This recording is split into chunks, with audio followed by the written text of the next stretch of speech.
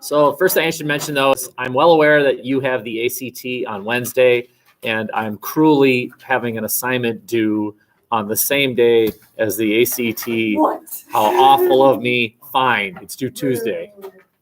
Oh. You're welcome. Wait, why didn't you? Wait a second. Can you Wait, change who complained? No student complained, but at a staff meeting, it was told to us, don't have anything due that day. Can you put it back? No. What the heck? It's It's not even graded. This is no high school class. Oh, that's a good point. You don't have to listen to them. It's not even graded. Yeah. I say just make it one. Keep your promises. So allow me to point out something else. I don't know if you've kind of attacked that mini paper at all or not. You do have the right to write something like this. There were one of the reasons why the U.S. was not justified It's bluntly racist. is that Sorry. That was really hard. we were by taking over the Philippines, we were going against the wishes of the Filipino people. And there's a document that makes that argument. And then there's another political document that says by taking over the Philippines, we were violating the very principles upon which we were founded, which is also a political argument, but it is a different political argument. Fine. You understand? You have permission to make 2 of the 4 paragraphs arguing against American participation in the Spanish-American War, both being political. Great. I never said you had to have different spice letters. Smash. Spice letters. I never said you had to do it that way. So you can. You can. Okay. Any questions on that? This sweet tortilla is bad. That's not a question. No, this is not corn tortilla. What do you do? Is this a question? You will show him who you are. You will remind him who you are. Wheat. I love that movie. Oh, yeah. Okay, I am now showing you historical evidence for those of you writing the nativist essay. Here's some historical evidence that you should use to prove it. We have the gentleman's agreement Oh of shoot, I didn't watch the 1908. video. So this is in California. So isn't that a nice sign that white lady is pointing to, just in case we didn't know where to look, she's pointing to the sign, Japs keep moving. This is a white man's neighborhood. So this is, I don't know what city this is. I'm guessing Isn't LA. that like a racist word? Yeah, No. Jap isn't really a word you should use to, don't be in Tokyo saying, look at all the Japs. No, don't do that. Don't be downtown, Detroit saying, what's with all the coloreds? Don't do it. Bad idea. Don't do it. It's not a term of endearment anymore. So specifically what this was an agreement between the United States and Japan. And it was not a law though. It was an agreement between Teddy Roosevelt and the Japanese. And it simply denied Japanese, uneducated Japanese from entering as unskilled labor, right? I mean, if you were an intellectual giant in Japan, come on over. Great, awesome, we'll take it. But, unskilled labor, no, you're not welcome. I think we talked about this already, but I'm not sure. You also have the Chinese Exclusion Act. This was a law. So the difference between this and this is an act of Congress. This was simply an executive action. And as a great example of synthesis, today something happened interesting in Washington, D.C. I'm not sure if you're aware of this or not, but President Trump signed, I believe he signed it. I'm not 100% sure, but he indicated that he would be signing it. A bill, so now it's a law, and he signed it. It awards something like $1.7 billion to border security between the United States and Mexico. Its language is specific. It says border security. Not one time in that entire bill, it's 1,000 pages, not one time does the word wall appear. That's intentional. Now, it has these things called barriers and these things called fences, but there's no wall, apparently. Okay? If it looks like a rose and it smells like a rose and it feels like a rose, is it a rose? No. Okay. Now, that would be a legislative act. That would be similar to the Chinese Exclusion Act. At the same press conference where the president announced the signing of that bill, he then announced that he would exert emergency powers as president and commandeer funding that was designated for other things. Some money was supposed to go to Puerto Rico went through a hurricane a couple years ago, right? They're still fixing that. Well, as president, he has the authority in an emergency situation. He has the authority to say, nah, we're not going to do those things because it's the military that fixes certain situations, and he's the commander-in-chief of the military. He has the authority to declare an emergency and build the wall anyway. He asked for $5.7 billion. They gave him $1.7 billion. Or is he going to get the other, whatever math? Okay, where's he going to get it? Just declare an emergency and give yourself permission to take money from the military because you're the commander-in-chief. Now that would be like this, an executive action. And we could debate in here. Okay, the problem with this claim, though, does he have the authority to do that? Sure, he does. The problem is, why is it suddenly an emergency? What happened? Republicans were in control of the House and the Senate for the first 2 years of Trump's presidency. Not one time in those 2 years did the president declare the situation between the United States and Mexico an emergency. Democrats take control of the House and now it's an emergency? What changed? And so I think lawsuits are coming. I think the Democrats have already said, no, there's no emergency.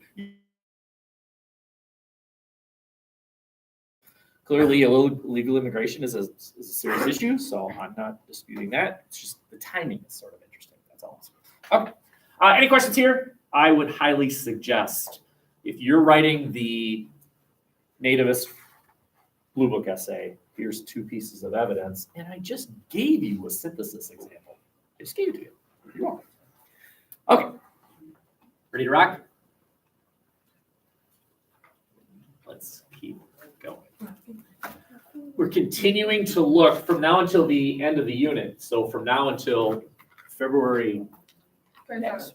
the day before, 26th, we are talking Spanish-American War, American Empire. Next Wednesday, we won't even have class because you'll be taking the ACT. I will be feeding starving children. So who's having a better day? Did we just talk about what that actually does in the brain? Altruism. Yes, it's all about me, right? You do things because of, yes. And by the way, later that day, we're going to Casetas. And then It's all about the you. week after, what's going on the week after? You're bringing us to we better be going. No, Right. I'm taking the senior class somewhere else. Is it the warranties? Yeah, that's it. No, that's not so more. No, it's not like. That's March 13th. Okay, well, we're going to Casetas again. What? Of course you are. Where are you taking? The Science Museum, Are you kidding me? Oh, yeah. which is within walking distance. You see, here we are. Why We're in is that Somerset. done? Literally, Here's Feed My Starving Children. Here's Casetas. So we're gonna take 494 to Egan, and then we're going to Casetas Please tell me you're Because joking right now. on the way. We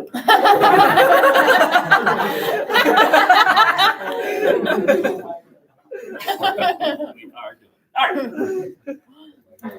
This is Henry Cabot Lodge. He was a senator. In fact, I believe he's the author of one of your documents. Yeah, I think he is. Okay. He is a bigwig. This guy would be the one that challenged Woodrow Wilson during World War I. Wilson made all these amazing claims Who's during that? World War I. Henry Cabot Lodge. And he looks at what's called the Monroe Doctrine. Now, reminder, what's the Monroe Doctrine? No Europe in South America or North America. Very good. So hey, Europe, you stay over there. Look at the back wall. Here, see this? This is our yard. Stay off our turf. You are out. You're old, we're young. You stay over there in Europe. You do not have the authority to come over here. The thing is, who are we to issue rules about foreign countries to other foreign countries, right? That's what Europe said. Like, who are you? You have no authority here. You are not an international organization. You're a nation. You do not have the authority to do that. And when we were weak, they ignored it. But when we were strong, they didn't ignore it, right? We simply enforced our will, right? And he added something. He added what's called the Lodge Corollary. A corollary is an amendment. You add it to. So later on in this class, we will study other corollaries, the Roosevelt corollary, for example, which is kind of interesting. All right, so what he did was say, if Europe isn't welcome in the Americas, let's extend that to other powers.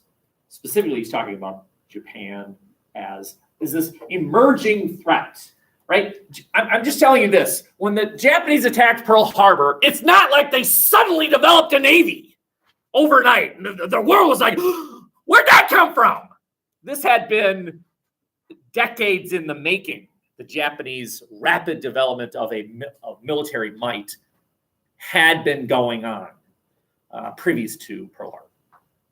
And so he saw Japan as this emerging threat.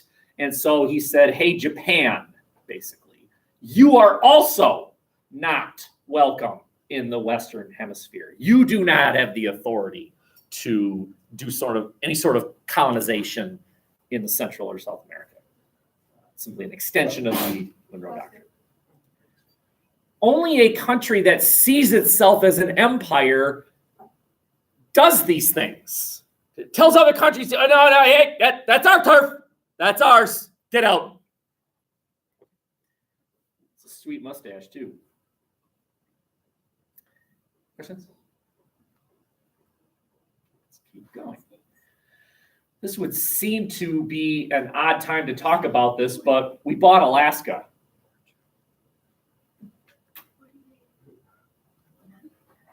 And that kept Russia alive for 40 years. Well, it is interesting. It's fun to play what if history and to think about what if we had not. You know, what if Russia had maintained ownership of this thing called Alaska? How would the Cold War have played out differently? It's just kind of fun to play. So you know, looking at that world map, obviously that's Alaska right there, and the Russians claimed it was their territory. But it's way over there, right? I mean, Moscow is way over here. You're talking about thousands and thousands of miles to. They didn't even know what was in Alaska. They thought it was just basically a huge ice chunk. They had no idea. And Alaska's 1867. Do you remember who's president? Teddy Roosevelt became president in 1900. McKinley? No. No, McKinley was 1890s. So just to give you a clue, Lincoln was assassinated 2 years prior. That would be weird. So it's Andrew Johnson, right? The guy that replaced Lincoln, becomes president and authorizes his Secretary of State, that's John Seward, to purchase Alaska. And actually, most people thought the U.S. got ripped off. Why do you need to buy ice? Okay, well, yeah. In hindsight, a bargain, an absolute bargain. Just the oil alone is easily pays for it. Joining our long list of bargains. I mean, we bought the Louisiana Territory for a song. We purchased Alaska for pennies per acre. Really kind of interesting. Just another kind of a fun little picture. So that's McKinley, and that's Seward, no, I'm sorry, that's Andrew Johnson. Why did I say McKinley? That's Andrew Johnson. This is implying that Seward really wanted to buy Alaska and then forced Andrew Johnson to agree to purchase this big chunk of ice. Look at it, it's just a big chunk of ice. But in hindsight, we robbed them. Now, Alaska does become a state. It's 49th state, right? So Alaska and Hawaii are the last two states. Some inklings that Puerto Rico will be the 51st state, and there's some inkling that Washington, D.C. will become a state. It doesn't. The people that live in Washington, D.C., right? You live in Wisconsin. How many senators do you have? You have 2 senators, right? They give voice to your Wisconsin's views. All right. The people who live in Washington, D.C. have no senators, but they're Americans. So they could argue that it is unconstitutional that their views are not being represented. Very good. Okay. So we'll see. Okay. Any questions here? Yeah. But how did Alaska become a state? Should people just move out there to the oil? Is it sort of like? So you're asking why would anyone move to Alaska? Was it the oil? Probably. I mean, it did take a while, right? I mean, you're talking about nearly 100 years before Alaska becomes a state. Wasn't there like a gold rush? There was a gold rush. A Yukon gold rush, yes, and the oil, and adventurists, people. Final frontier. Isn't there any normal parts of Alaska land? You, I know this is going to depress you, but you live in a colder climate than much of Alaska. The people who actually live in Alaska live in places that we do. Yes, no, let's be careful, a warmer climate. It is because of the water. The oceans keep the winters not so harsh, but the summers aren't so hot, right? It's temperate. Whereas you and I live in the middle of a continent, there's simply no water, large bodies of water to temper our climate. So when it's hot, it's really hot, and when it's cold, it's really cold. Anyway. Okay, let's keep going here. Let's get back to the Spanish-American War. I'm not a fan of where I put that slide on Alaska. It's just kind of stuck in there. Anyway, all right. Cool political cartoon that ran. Do you remember the 2 newspapers? We talked about William Randolph Hearst and John Pulitzer. Remember, they were 2 children playing with the building blocks with the word war in it. Okay, and that was supposed to be a metaphor for media manipulating, hyping up stories to get the American public to buy their newspapers. Here's an example. I want you to really try and look at what is being shown here, and somebody explain to me how this would convince the American public that the U.S. should get involved in the Spanish-American War. Just a reminder, in order to understand this, the Spanish-American War was over the Philippines and Cuba. Guam and Puerto Rico less so, but the 2 battlegrounds, the Philippines and Cuba. What's going on? What? They're in the frying. Who's they? Cuba. Cubans, right? This damsel is a Cuban. She's a Cuban because the word Cuba is right behind her, and she's waving a Cuban flag, right? The Spanish acted as a vector for the Cubans to be descended into anarchy. Wow, that's impressive. All right. How do you know that? How do you know that the Spanish are the villain here? Anyone? How do you know it's the Cubans doing that? Spanish misrule. Right? There is. Yep. And what's this thing? Cuba. That's Cuba! And Cuba is on fire. Right? We have to rescue these people. These poor Cubans, intentionally depicted as female, as in need of rescue. And these evil Spanish, and they're abusing the poor Cubans. Let's help the Cubans like the French helped us, is sort of the suggestion here. Now, I'm going to show you some actual photos this might be considered an exaggeration. It's hard to exaggerate photos, right? And they didn't have doctored photos back then, or if they did, it was, cut out pieces that they glued and stuff. Okay, so these are actual Cubans in what were called reconcentration camps. Does that sound familiar? Just get rid of the read. Okay, you have concentration camps, right?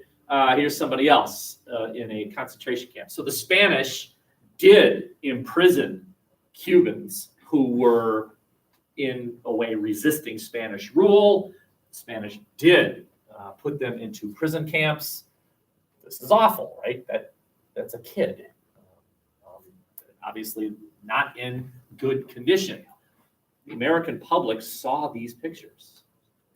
And I'm telling you this, that one of the ways you get the US in a war is you appeal to our better nature, right? We need to rescue the Jews from the Nazis.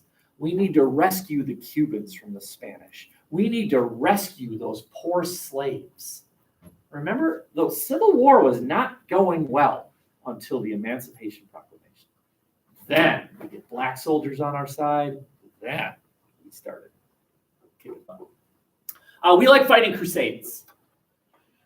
We struggle when we're fighting wars because we want that chunk of land. That's when the American public's like, but we're here to rescue that guy. Yeah, sign me up. That's noble. Okay. Any questions there? An example of yellow journalism, right? So yellow journalism, basically the idea is, in an effort to get you to buy my newspaper, I'm going to present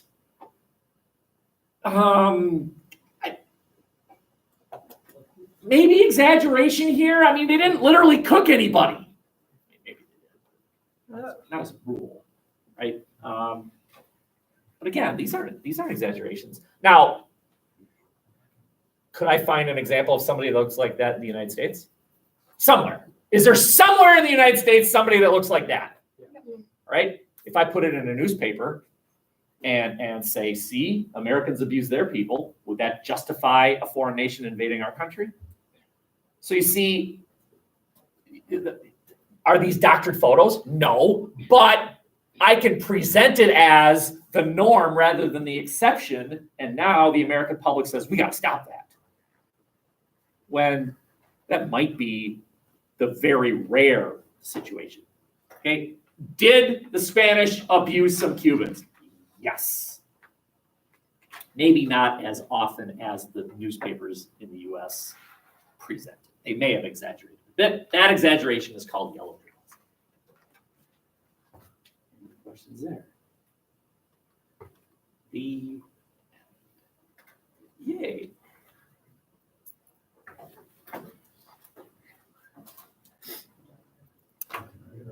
You have the rest of the hour. You have a Kia that's due whenever this class started. 10 after, right? Yeah. 10 after 12. So you have not quite a half hour here. You have a 4-paragraph essay due next Wednesday. That's 3 paragraphs.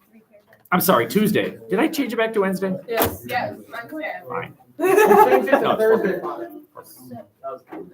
what if 2 reasons why the U.S. was justified in going to war against Spain. 2 reasons why we weren't. And this is That's different than the other one. so Hofstadter and Lefebvre are out of our heads. Out of your heads. Forget Hofstadter and Lefebvre. Okay. Forget it. And nowhere in this essay are you saying, and that was wrong. No. Just present, here's the justification people used for American involvement, and here's the justification people used against American involvement. Nowhere will you disprove anything. And it doesn't matter like which letters we use. No, right. Doesn't matter. I just need 2 arguments. 2 arguments. All right. 4 total. I do an outline for that? I did give you one, yeah. Do you need another copy? Oh, what do you mean?